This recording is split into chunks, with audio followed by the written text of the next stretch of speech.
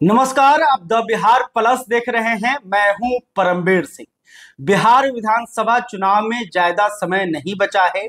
चुनाव आयोग कभी भी तारीखों का ऐलान कर सकता है। इसको लेकर तमाम जितनी भी राजनीतिक पार्टियां हैं वो तैयारी में लग गई हैं। वहीं जो छोटे नेता हैं, जो विधानसभा चुनाव लड़ना चाहते हैं, टिकट की दावेदारी कर रहे हैं, ये छोटे नेता बड़े नेताओं के आगे पीछे कर रहे हैं और पटना की परिक्रमा भी खूब कर रहे हैं ताकि इन्हें किसी न किसी पार्टी से विधानसभा का टिकट मिल जाए। और देखिए, हर विधानसभा क्षेत्र का जातीय समीकरण अलग होता है, वहां का जो स्थानीय मुद्दा है वो अलग होता है। तो इसलिए हर विधानसभा की चर्चा करनी जरूरी है और अपने दर्शकों को हम अवगत कराते रहते हैं कि आखिर किस विधानसभा क्षेत्र में क्या कुछ चल रहा है, कौन संभावित उम्मीदवार हैं और किसे किस पार्टी से टिकट मिल सकता है। इससे पहले हमने सारण के ही माझी विधानसभा की चर्चा की है, एकमा सीट की भी चर्चा की है। अगर आपने वो वीडियो नहीं देखा होगा तो डिस्क्रिप्शन में हम वो लिंक दे रहे हैं, आप वो उस विधानसभा सीट का जो हाल है, पूरा विश्लेषण है, वो अब देख सकते हैं। इसके अलावा आज इस वीडियो में हम महाराजगंज लोकसभा के तरैया विधानसभा सीट की बात करने जा रहे हैं कि आखिर तरैया में माहौल क्या है और तरैया विधानसभा क्षेत्र से कौन कौन किस पार्टी से दावेदारी कर रहे हैं और किन्हें टिकट मिल सकता है। तो देखिए, अगर तरैया की बात करें तो तरैया विधानसभा जो क्षेत्र है 1967 में अस्तित्व में आया और तरैया यहाँ पर लड़ाई अक्सर यादव बनाम राजपूत की होती है, यानी कि राजपूत और यादव का यह विधानसभा क्षेत्र गढ़ है। इन दो जातियों की यहाँ पर संख्या बहुत अधिक है, इसलिए जो राजनीतिक पार्टियां हैं इन्हीं जाति के नेताओं पर दांव भी खेलती है। अभी तरैया से बीजेपी के जनक सिंह जो हैं वो विधायक हैं। जनक सिंह तरैया से 3 बार के विधायक रह चुके हैं। 2015 में उन्हें हार का सामना करना पड़ा था, आरजेडी के मुद्रिका राय ने जो है वो जनक सिंह को हराया था। लेकिन 2010 में जनक सिंह ही बीजेपी से विधायक बने थे। इससे पहले फिर 2005 में एलजेपी के टिकट पर कुछ दिनों के लिए जनक सिंह विधायक बने थे। तो जनक सिंह का ये राजनीतिक इतिहास रहा है। ये एबीवीपी और आरएसएस यानी कि बीजेपी के पुराने नेता हैं, संघ के नेता हैं और अब भी बहुत सक्रिय हैं, बीजेपी के वरिष्ठ नेता हैं और विधानसभा में मुख्य सचेतक भी हैं सत्ता पक्ष के। तो जनक सिंह का टिकट कटेगा यह कहना गलत है। जनक सिंह का टिकट जो है सुरक्षित नजर आ रहा है और जनक सिंह ही बीजेपी से उम्मीदवार हो सकते हैं। लेकिन बीजेपी से इनकी उम्मीदवारी पर एक मजबूत ग्रहण लगते हुए दिखाई दे रहा है। एक ऐसे नेता हैं जो कि जनक सिंह को बेटिकट करना चाहते हैं और इसके लिए वो अलग अलग नेताओं से मुलाकात भी कर रहे हैं, तो वो चर्चा करेंगे। लेकिन उससे पहले महागठबंधन की बात कर लेते हैं कि आखिर महागठबंधन में क्या स्थिति है और महागठबंधन से कौन पार्टी यहाँ पर चुनाव लड़ सकती है और कौन जो होगा महागठबंधन का उम्मीदवार, यानी कि किसे महागठबंधन टिकट देगी। तो देखिए, महागठबंधन में टिकट को लेकर भगदड़ मचा हुआ है। दर्जनों दावेदार जो है वो विधानसभा क्षेत्र में घूम रहे हैं। कोई आरजेडी से चुनाव लड़ने की तैयारी कर रहा है, तो कोई कांग्रेस से चुनाव लड़ने की तैयारी कर रहा है, तो कोई वीआईपी से भी टिकट की चाहत में बैठा हुआ है। तो अगर नाम गिनाए तो बहुत लंबा है, लेकिन इस वीडियो में मुख्यतः उन दावेदारों की चर्चा कर लेंगे जिन्हें विधानसभा का टिकट महागठबंधन से मिल सकता है। तो देखिए, महागठबंधन के तरफ से आरजेडी तरैया से चुनाव लड़ती रही है। 2020 में भी आरजेडी के तरफ से सिपाही लाल महतो ने यहाँ पर चुनाव लड़ा था और कुछ दिन पहले ही सिपाही लाल महतो का देहांत हो गया है। इससे पहले 2015 में यहाँ से आरजेडी के मुद्रिका प्रसाद राय जो है वो विधायक थे, जो कि रामदास राय के भाई हैं और रामदास राय जो है वो 2000 में आरजेडी के टिकट पर उन्होंने चुनाव जीता था। हालांकि रामदास राय की जो राजनीति की शुरुआत हुई थी वो बीजेपी से हुई थी। तो देखिए, मुद्रिका प्रसाद राय जो कि उनके भाई हैं वो भी टिकट की चाहत में हैं और वो पटना जा रहे हैं, घूम रहे हैं। हाल ही में उन्होंने लालू प्रसाद यादव से भी मुलाकात की थी। मुद्रिका प्रसाद राय का जो है 2020 में आरजेडी ने टिकट काट दिया था और उनके जगह पर सिपाही लाल महतो को लालू प्रसाद यादव ने उम्मीदवार बनाया था, लेकिन यह जो दांव है आरजेडी को उल्टा पड़ गया था और सिपाही लाल महतो यहां पर चुनाव हार गए थे। तो देखिए, अगर 2020 की बात करें तो जनक सिंह को करीब 53,430 वोट मिले थे। वहीं दूसरे नंबर पर आरजेडी के सिपाही लाल महतो थे, जिन्हें 42,123 वोट मिले थे। करीब 10,000 के अंतर से यहाँ पर जनक सिंह जो है चुनाव जीतने में कामयाब हुए थे। इसके अलावा निर्दलीय उम्मीदवार सुधीर कुमार सिंह थे, जो कि प्रभुनाथ सिंह के भतीजे हैं, दीनानाथ सिंह के बेटे हैं। सुधीर सिंह ने यहाँ पर निर्दलीय चुनाव लड़ा था और इन्हें करीब 15,000 वोट मिले थे। इसके अलावा शैलेंद्र प्रताप थे, जो कि इनको भी करीब 13,000 या 14,000 के आसपास वोट मिला था। फिर सरोज कुमार गिरी थे, इन्हें भी करीब 12,000 के आसपास वोट मिला था। मिथिलेश राय थे, जिन्हें करीब 10,000 वोट मिला था। मुद्रिका प्रसाद राय भी यहाँ पर निर्दलीय चुनावी मैदान में उतरे थे, उनको करीब 7,500 के आसपास वोट मिला था।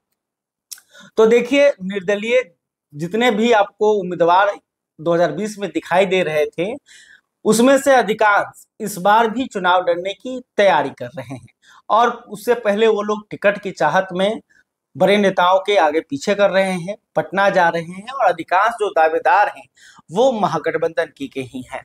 तो देखिए, सिपाही लाल महतो का देहांत हो गया है, तो इसके कारण यहाँ पर एक नाम की चर्चा खूब हो रही है। वो नाम है मुद्रिका राय, कि मुद्रिका राय को एक बार फिर से लालू प्रसाद यादव जो है वो टिकट दे सकते हैं। लेकिन एक और नाम की चर्चा पिछले कुछ दिनों में सबसे अधिक हो रही है, नाम है बिक्कू सिंह। बिक्कू सिंह जो है यह राजपूत जाति से आते हैं, लेकिन कांग्रेस से यहाँ पर दावेदारी कर रहे हैं, कांग्रेस से टिकट लेने के जुगत में लगे हुए हैं। बिक्कू सिंह जो है एक समझिए कि मजबूत चेहरा है, धन बल सब इनके पास है।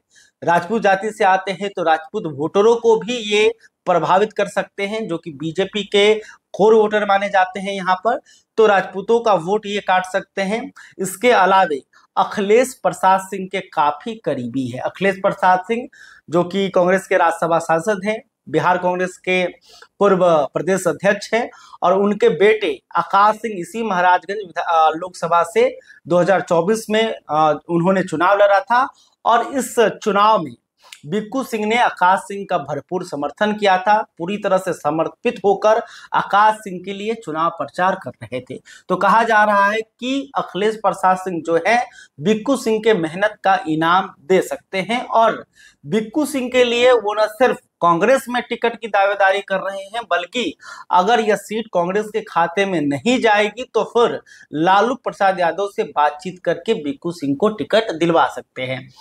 क्योंकि अखिलेश प्रसाद सिंह और लालू प्रसाद यादव का जो रिश्ता है काफी मजबूत माना जाता है, काफी करीबी माने जाते हैं, और इसी आरोप के कारण कहा जाता है कि प्रदेश अध्यक्ष का पद इन्हें छोड़ना पड़ा था।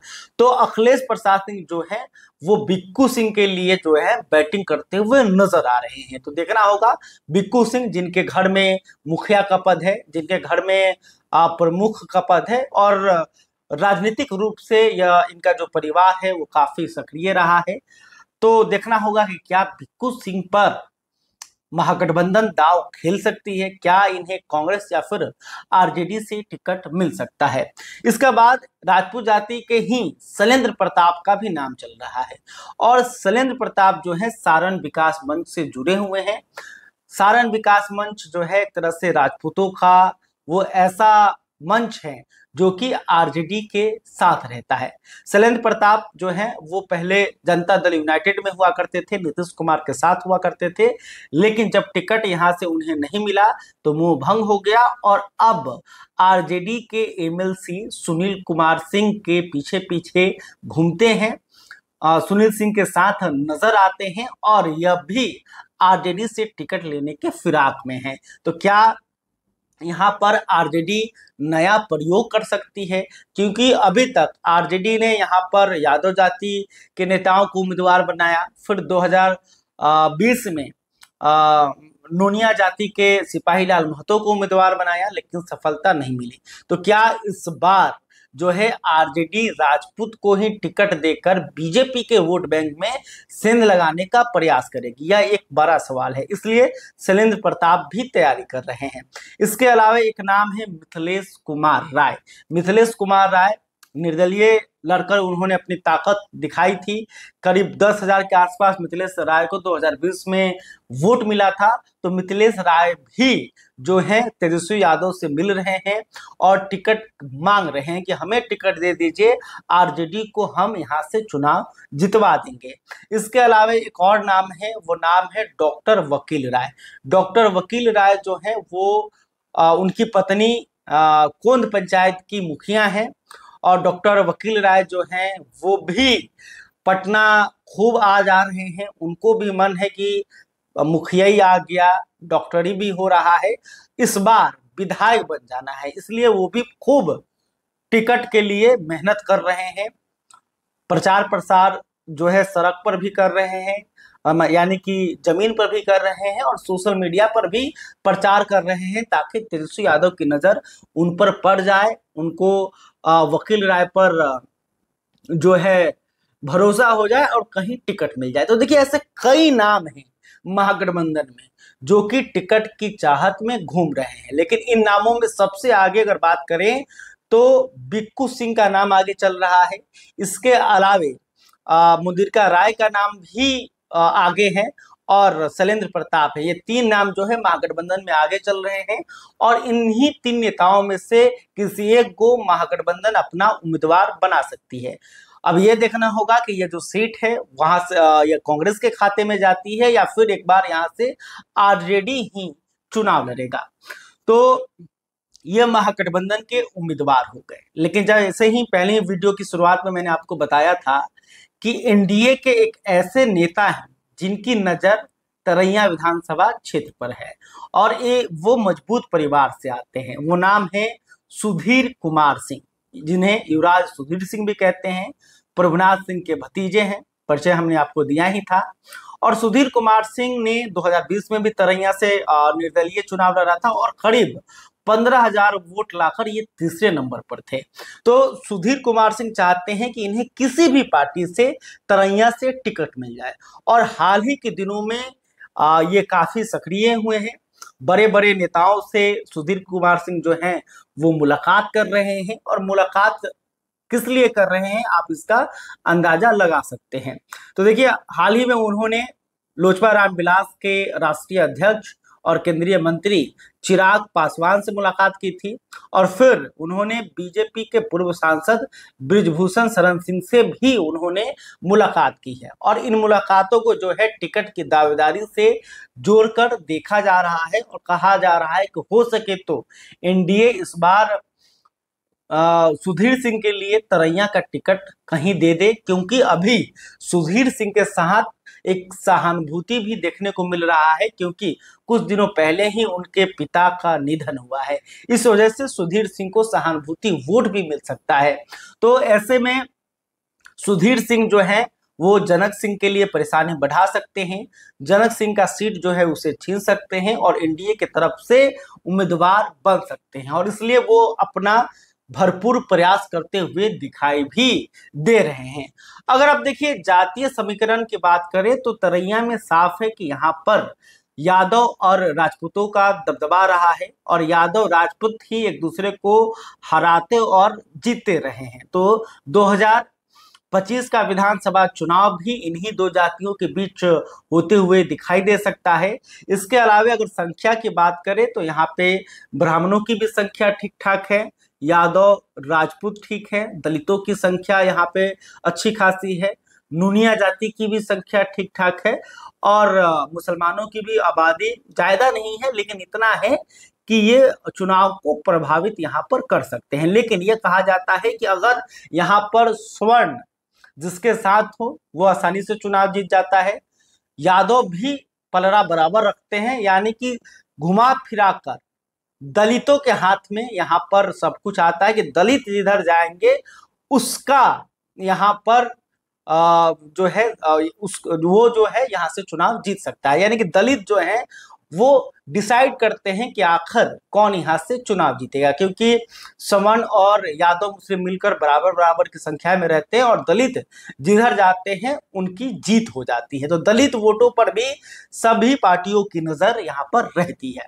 तो ये तरैया का मोटा मोटी विश्लेषण था। हमने आपको बता दिया कि तरैया की तरैया विधानसभा क्षेत्र की क्या स्थिति है और कौन कौन जो है चुनाव लड़ने की तैयारी कर रहे हैं। कई नेता जो है वो जमीनी स्तर पर लग चुके हैं तैयारी में, लोगों के बीच जा रहे हैं, जनसंपर्क अभियान कर रहे हैं और खुद को दावेदार भी बता रहे हैं।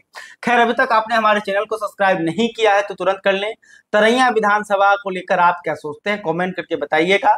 कुछ गलती गड़बड़ी हो तो सुझाव भी दे दीजिएगा।